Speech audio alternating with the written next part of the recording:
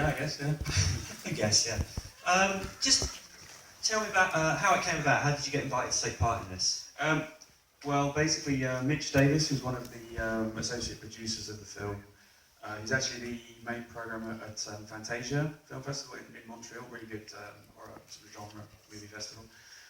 He's shown all of my films, all of my short films through the years, and when he was asked to come on board as an associate producer, he just sent me an email and said, you know, we're looking for directors for this, and do you want to be involved in it? So I said, yeah, of course. Yeah. And was it a case of having to pitch an idea, or was it you're going to do it and just come up with whatever you like? No, they sent us a manifesto, which was basically it's $5,000 budget. Once they've chosen you, it's complete freedom. You do whatever you want. And they just had a little sort of caveat in the manifesto that said no toilet humour. No toilet humour. Yeah, because the first film, I think there was quite a lot of toilet-based. They did have tears for toilet. Tears for toilet, but also there was like the miscarriage one as the toilet, and there was the fart one, and there was one about a turd. You know, so there was a lot of sort of turd, fart, toilet-based ones in the first one, and they wanted to avoid that, you know, for this one. So was it class it up a bit with this one? They wanted to make this one classier, yeah. So you made a film all about orifices and... Yeah, and I sort of, there's an anus in mind, so yeah. It's kind of skirting the toilet thing. But, this will show them. Yeah. Damn their rules. Yeah. But apart from that, no, complete freedom, and that was it. Brilliant. So, and you get assigned a letter, is that right? Or do you...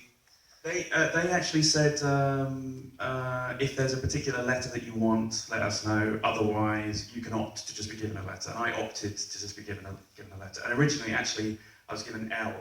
So it was originally going to be L is for Louse. Right. But then I think once they received all of the films and they put them in order, they sort of wanted to reshuffle them a little bit, reshuffle the order. So then they asked some of the directors to basically choose a different, well they said, for me they said, we'd like you to be D, we'd like the segment earlier in the film, so can you think of a new word beginning with D? So I came up with Deloused. Cool.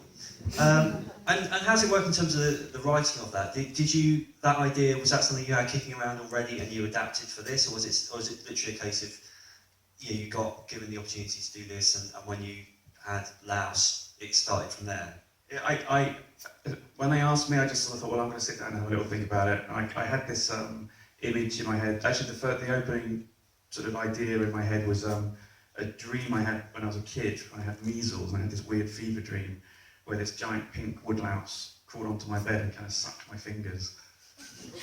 And actually, my memory of it is that it was real, but that can't have been real, can it?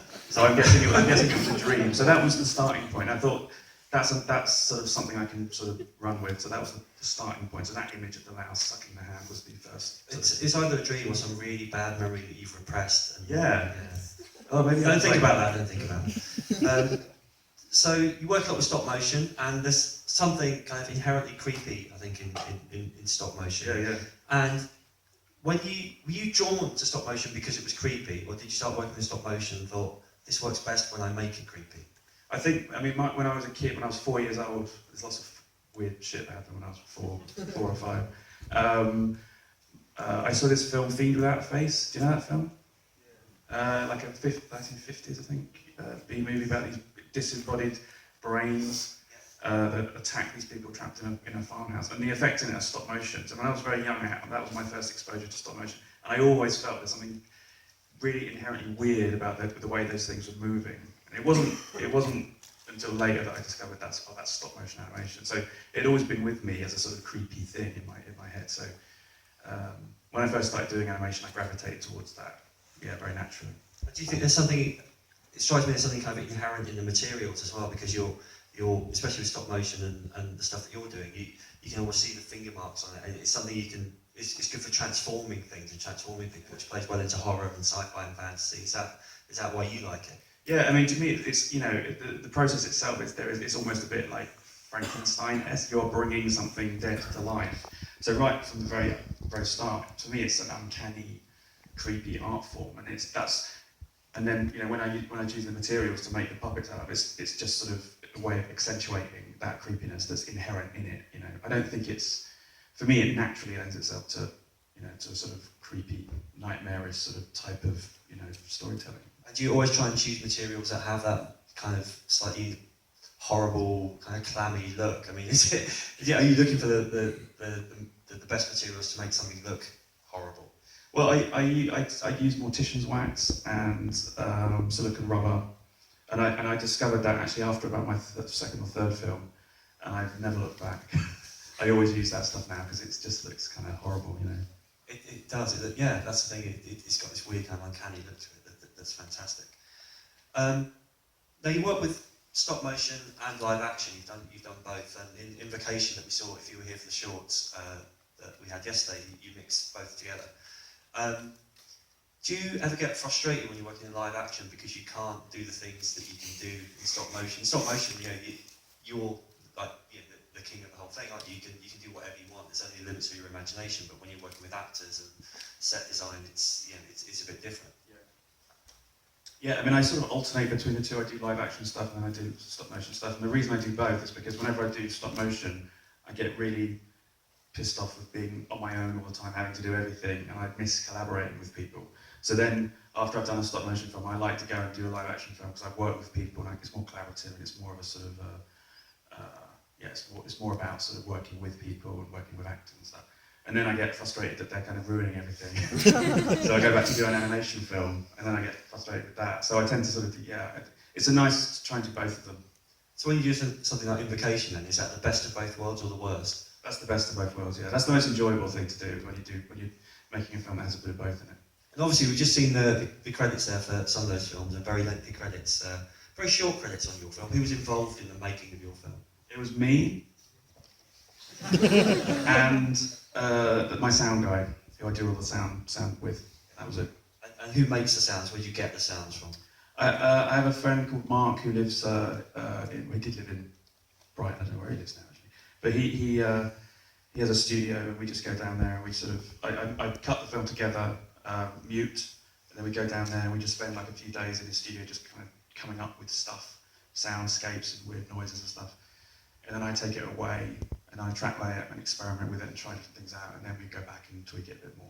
And Do Me Voices, is that you? Do Me Voices, that was me and my wife. Where is she, Charlotte? There you go, Do Me Voice number 2. And so, are you going to continue working in both stop motion and live action, or combining the two? What's what do you prefer, and what do you want to continue in both? I mean both. I mean I like doing both. Yeah, that's what I'm going to carry on doing. I'm developing a feature film which is a mix of both, a happy medium. And what's that about? Is that similar kind of genre? Yeah, it's sort of a psychological horror film. I can't say too much about it because every time I speak publicly about feature films, they sort of mysteriously don't happen. So, but it's kind of moving forward. Brilliant. Well, we'd love to see it when it's done. Any questions from the audience? Anyone here has got a question? Yes, over there. How heavily do you storyboard something like that? How do I storyboard? How heavily do you storyboard? With this one, I didn't storyboard at all. I mean, some films I do storyboard, but with this one, I actually I work very loosely. Actually, I don't do much storyboarding at all. The only time I do storyboard a lot is if I'm working with people, and then because you need to have something you can kind of sort of communicate with. But with this, because I was basically doing it on my own, I tend to just shoot. I'd approach it more like live action. I'd have maybe a kind of a rough shot list, and then I shoot and edit as I go along. So you can sort of see the film forming. Can you be kind of improvisatory with animation? I mean, I guess you have this idea that it's all kind of, you're never going to shoot more than you need, but is there a freedom that if you think, I guess it's hard, I don't like animation, but you're doing things kind of at a frame at a time. Yeah. But do you ever find yourself taking the story off in a different direction? All the time, yeah, absolutely. I mean, I think that's where the best stuff happens. You can improvise with animation. It doesn't sound like you can, but you really can, because as you're animating it, a weird sort of thing starts to happen. As the puppet almost starts to kind of pull you in a different direction. It's a very weird experience, but it's like you have a plan that it's going to go in this direction, and it sort of just very naturally starts going in a different direction. So, and you have to go with that. You have to totally go with that. And I've made whole film. I mean, I made a film a few years ago called Bobby Yeah, which was a 23-minute film, and it was entirely improvised like that. I started at the beginning, and then I shot and watched it back, and then would create a timeline and edit as I go along, and just kind of slowly, have the shots one after the other, and literally improvise it and made it up as I went along. So you can improvise totally. Great. Any other questions? Yes, over there. Me. What was the total time for shooting something like that? To shoot, it was about 2 months. The whole production took about 3.5, 4 months. That was making everything, making all the puppets, making the sets and the props, shooting it, and then editing and doing the sound was about 4 months, about 3.5, 4 months overall, but shooting it was about 2 months. Cool. Any other questions? Someone, so right at the back there. Have you heard the animated Jan Svinsky did the film Alice in the Oak Time? Jan Sprankmeyer. Yeah, that's it. Yeah, of course, yeah, he's kind of a pioneer of this kind of material, yeah, totally. He was an influence then on Yeah, I mean, Jan Sprankmeyer and the Quay brothers are sort of two kind of pinnacles of this type of thing.